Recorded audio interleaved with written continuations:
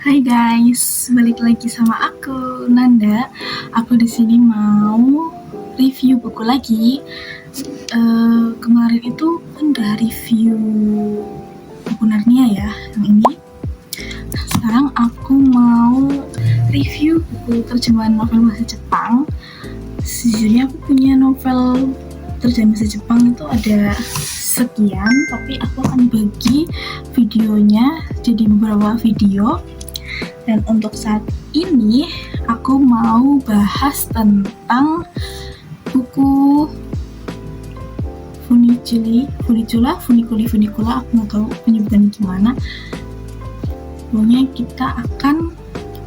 aku akan review ini, dan ketiga buku ini akan aku review lain kali. Ya, kita singgah dulu. Di sini aku udah pegang 2 bukunya. Sejujurnya ada 3. Funicula yang Before the Coffee Gets Cold, yang ini. Terus ada Funicula kisah-kisah baru yang terungkap, dan Dona. Oke. Jadi yang pertama mungkin kita yang ini dulu kali ya. Ini besok atau mungkin lain waktu. Oke, yang pertama ada Funicula Before the Coffee Gets Cold. Jujur waktu aku beli buku ini itu karena aku tertarik covernya ya. Covernya tuh cantik nih, lihat, sangat cantik. Nah, ini terus, dan waktu aku baca sinopsisnya aku juga makin tertarik gitu loh. Waktu itu kan kalau nggak salah tuh buku ini sempat viral gitu loh. Nah, terus waktu aku baca, kok menarik. Jadi aku beli, dan aku teruskan untuk beli, dan aku baca. Oke, dari sini tuh di sinopsisnya aku bacain aja ya. Sebuah gang kecil di Tokyo ada kafe tua yang bisa membawa pengunjungnya menjelajahi waktu. Keajaiban kafe itu menarik seorang wanita yang ingin memutar waktu untuk berbaikan dengan kekasihnya, seorang perawat yang ingin membaca surat yang tak sempat diberikan suaminya yang sakit, seorang kakak yang ingin menemui adiknya untuk terakhir kali, dan seorang ibu yang ingin bertemu dengan anak yang mungkin tak akan pernah dikenalnya. Namun ada banyak peraturan yang harus diingat. 1. Mereka harus tetap duduk di kursi yang telah ditentukan. 2. Apapun yang mereka lakukan di masa yang datangi tak akan mengubah kenyataan masa kini. 3. Mereka harus menghabiskan kopi khusus yang disajikan sebelum kopi itu dingin. Rentetan peraturan lainnya tak menghentikan orang-orang itu untuk menjelajahi waktu. Akan tetapi, jika kepergian mereka tak mengubah satu hal pun di masa kini, layakkah semua itu dijalani? Menarik banget kan? Jadi kayak, wah, ini harus dibaca nih, karena kafe unik yang bisa membawa seorang menjelajahi waktu. Kayak sangat menarik ya. Terus di pembatas bukunya tuh gini. Terus ada gininya nih. Wah, unik banget. Terus di sini tuh ada interior dari ke kafenya. Nah, ini pemain utamanya. Oke, lanjut. Nah, ini ada 223 halaman ya. 223 halaman. Jadi ini menurut aku ini mungkin sekali duduk atau 2 hari duduk ini bisa selesai ya. Nah, oke, sekarang kita bahas tentang kafenya. Nah, di kafenya itu dijelasin kalau di kafenya itu ada di bukan pinggiran.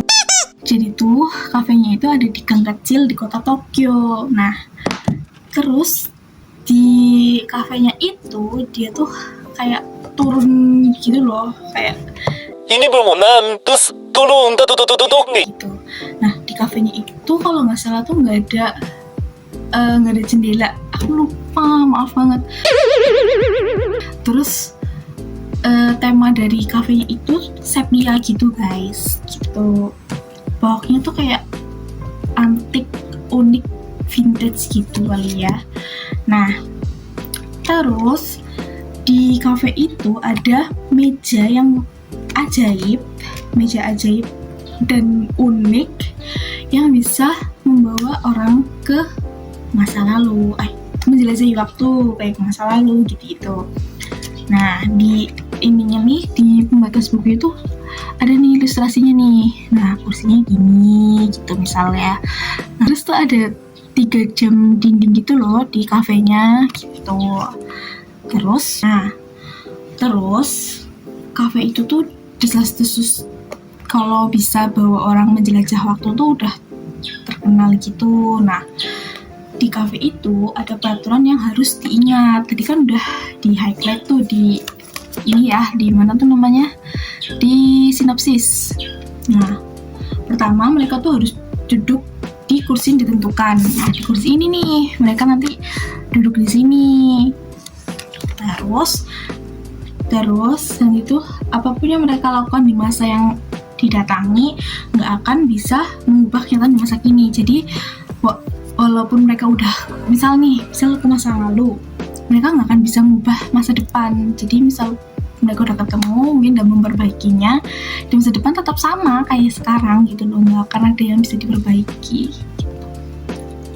Terus yang ketiga, harus menghabiskan kopi yang disajikan khusus sebelum kopi itu dingin. Nah, itu kuncinya, sebelum kopi itu dingin. Jadi diusahakan kalau misalnya duduk di kursi itu jangan sampai kopinya itu dingin, masih anget gitulah, masih anget-anget kuku, apa ya bahasanya ya, pokoknya masih anget gitu. Nah, pokoknya jangan sampai dingin, karena kalau misalnya sampai dingin akan dapat bahaya gitu. Nah, itu pengenalan kafenya ya. Nah, di kafe ini ada beberapa tokoh yang emang menjalankan kafe itu. Yang pertama itu ada Nagare Tokita, Kei Tokita, dan Kazu. Nah, Nagare dan Kei ini suami istri. Terus Kazu ini kayak kerabatnya gitu, kerabatnya si Nagare. Mereka itu melayani pelanggan sama seperti orang-orang di kafe pada umumnya gitu. Cuma waktu misalnya ada pelanggan datang yang mau balik ke masa lalu, yang di buku ini Kazu yang mempersiapkan kopinya. Jadi nanti pelanggan itu diminta untuk duduk di kursi ini. Terus nanti Kazu menuangkan kopinya. Terus nanti dia tuh bilang tentang peraturan-peraturannya. Terus bilang kalau jangan sampai kopi itu dingin gitu. Jujur itu bikin menegangkan ya, karena ke pressure untuk kopi jangan sampai dingin, dan itu secara nggak langsung waktunya tuh singkat banget nggak sih gitu. Oh ya, buku ini tuh unik banget karena di dalam buku ini tuh ada 4 kisah. Jadi tuh nggak kayak novel pada umumnya yang mengisahkan satu inti cerita gitu, tapi di buku ini tuh misalnya 4 cerita. Cuma latarnya tuh di kafe ajaib ini, Funikula.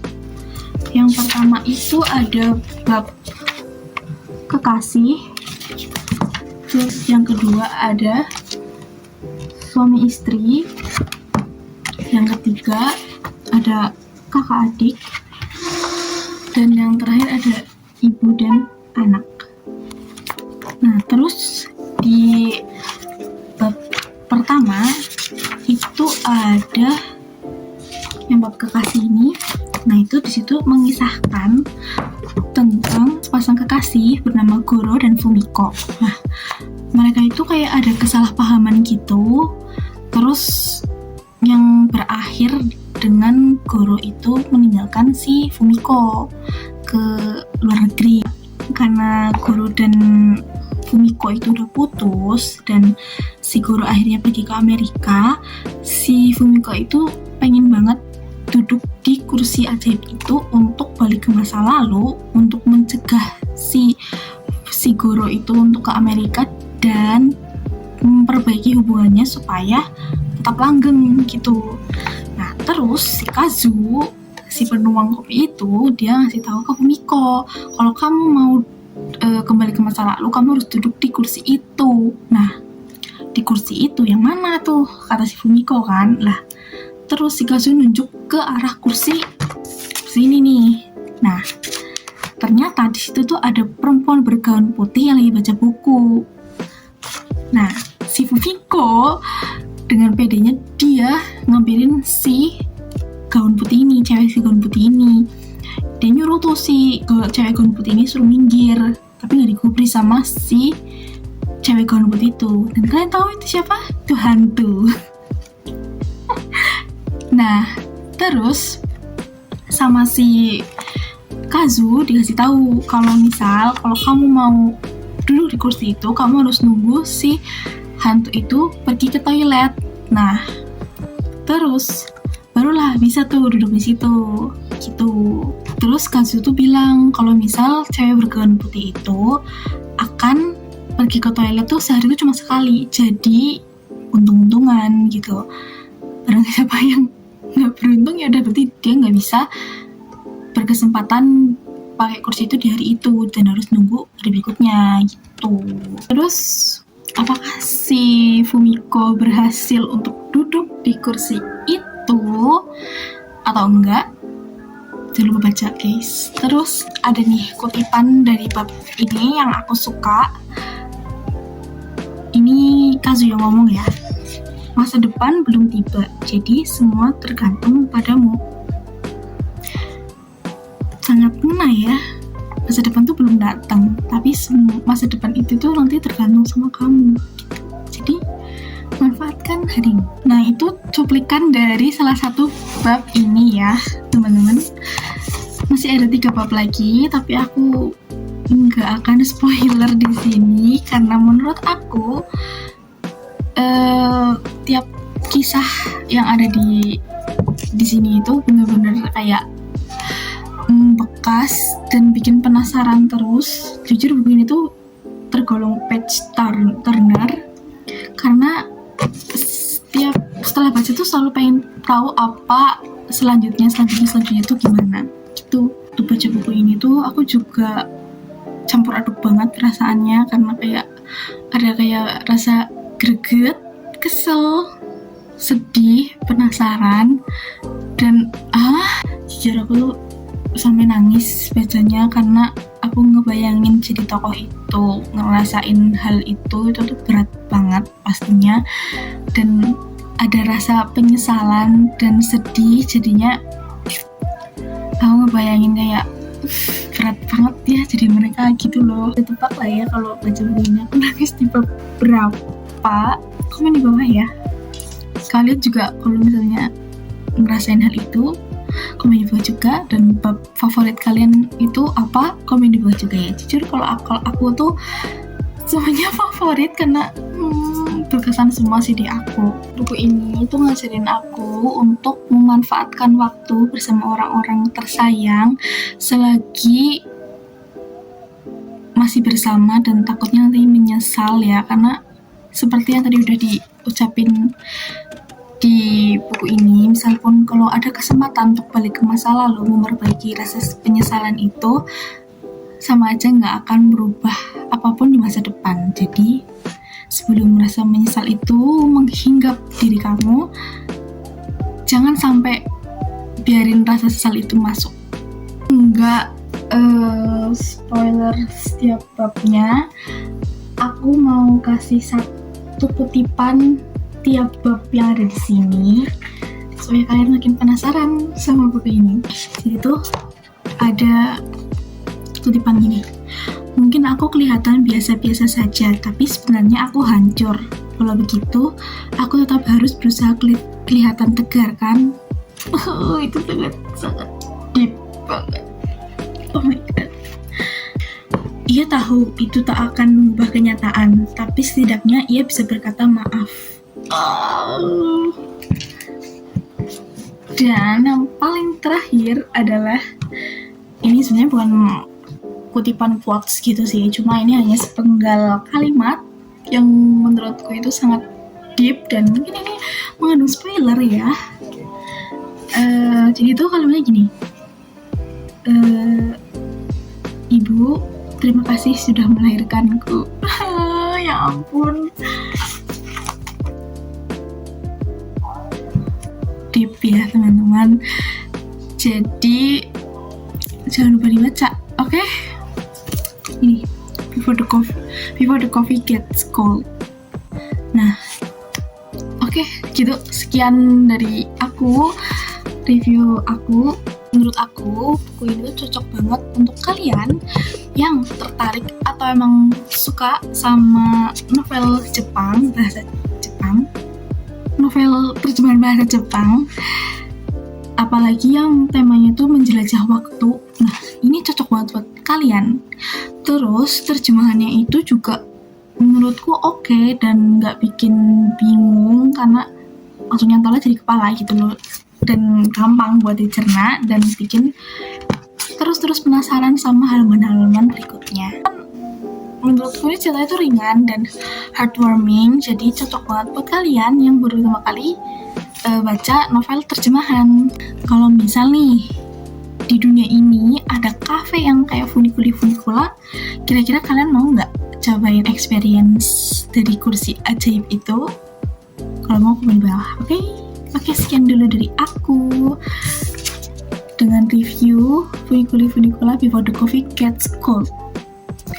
Nah, untuk buku selanjutnya, Funikula kisah-kisah yang baru terungkap, aku mungkin akan segera review karena sebelumnya aku udah selesai baca ini. Sebenarnya baru kemarin sih, bulan kemarin aku selesai baca, sekarang bulan Maret dan aku baru selesai baca itu bulan Januari. Dan sedangkan ini tuh udah lama banget selesainya, cuma aku baru sempat review. Dan ini aku akan segera review supaya kalian tahu. Oke, gitu aja dari aku. Oh iya, buku ini tuh sebenarnya ada filmnya tahu. Judulnya tuh kalau nggak salah, sebentar aku cek dulu. Oh ini, judulnya itu Kohiga Samenai Uchini. Aku nggak tahu ada di platform apa nontonnya, tapi aku nontonnya. Buat yang tahu di mana tempat nontonnya bisa komen di bawah ya, biar aku bisa nonton lagi. Oke, sekian dari aku. Ditunggu untuk review buku berikutnya. Funikula kisah-kisah yang baru terungkap dan di edisi buku-buku terjemahan bahasa Jepang yang lainnya. Oke, sekian dari aku. See you in the next video. Bye.